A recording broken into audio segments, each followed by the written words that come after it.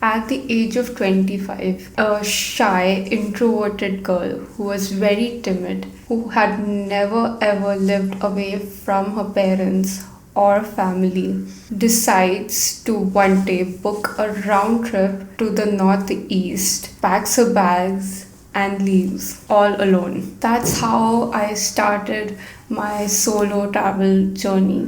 But let's be honest, I was never this courageous, I was never this adventurous. I had to make a lot of decisions and I had to take a lot of small steps and also mindset shifts to reach to that point.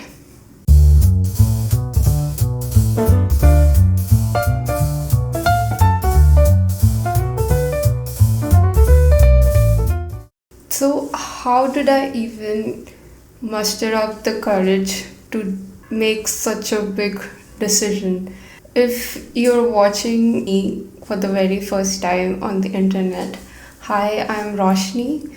I'm a data analyst and I also make vlogs on my other YouTube channel. I will link that in the description if you're interested in. And in on that channel I mostly document my daily life and also my solo trips. So before I took my first solo trip, I had major mindset shifts. So let me give you some context. I grew up in Nagpur, which is a tier 2 city. I wouldn't say a small town as it is the second capital or the winter capital of Maharashtra, which a lot of people don't know about. I was born and brought up in Nagpur. I did my schooling from there. I pursued engineering also from there. But deep down inside, I always wanted to move out of my hometown and see what is beyond Nagpur, of course. But unfortunately, my first ever job was also Nagpur based. It was a bit discouraging at the time, but I think it was helpful, as in, like, it was a transition period for me from being this small city girl to moving out to metro cities. And I think that was a bit helpful.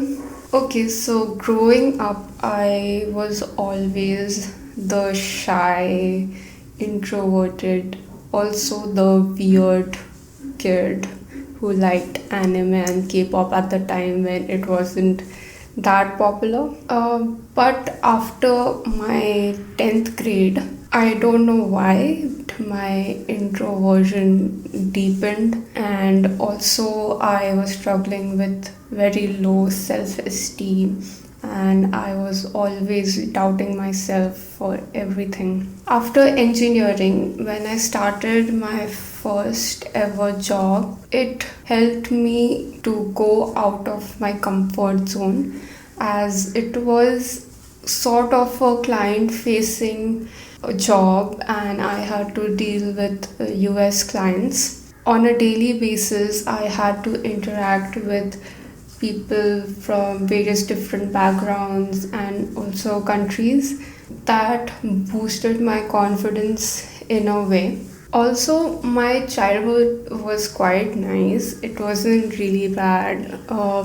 We used to travel a lot as a family, and I always was intrigued by different countries and different cultures. I used to watch a lot of Discovery and Nachio and TLC as well. So I was always interested in travel, but again, I never got to go on group trips, like group trips with my friends, because at that time I didn't have that many. But when I started working, I actually grew close to a bunch of my co-workers, and I thought, like, finally I can go on trips and I can travel with them. But guess what? those plans never worked out. And then 2020 happened, and we all know what happened in 2020. Life just took a backseat at that time, and like many others, I was also filled with grief and hopelessness. I remember like wondering if my life would ever be better again. But somehow I felt like I should get my life together. I was determined to like move out of Nagpur, and the first step was to get a job which was not based in Nagpur. So I was aggressively applying to different companies, and I landed a new job in my current company. It was based out of Bangalore at that time, but I could work remotely. I still am working remotely in 2025 as well. I am quite grateful for that. That shift actually gave me a bit hope that maybe my life could be a bit better. So, along with applying to different companies, I sort of noticed that my mental health was also getting affected by the constant interviews and also rejections. So I decided to take therapy, and my therapist like instantly noticed that I was suffering from very low self-esteem, and we together worked towards it to build it back up. So she initially she gave me a few like mental exercises, but honestly they were not working for me. I mean, chanting affirmations while looking into the mirror was, I to be honest, I was feeling so dumb doing that. And my therapist noticed that it was not working for me. So she decided to give me a few like challenges to basically bring me out of my comfort zone. So she told me like the basic two things that a therapist suggests. I was already doing those things. Firstly, my diet. It was kind of okay because I wasn't ordering from outside as it was the lockdown. And second, I was working out very religiously thanks to flow eating. And my sleep was also fine. So she used to like suggest like challenges for me. For instance, it might sound silly, but I was terrified of driving a car. Caused a mental block in my mind.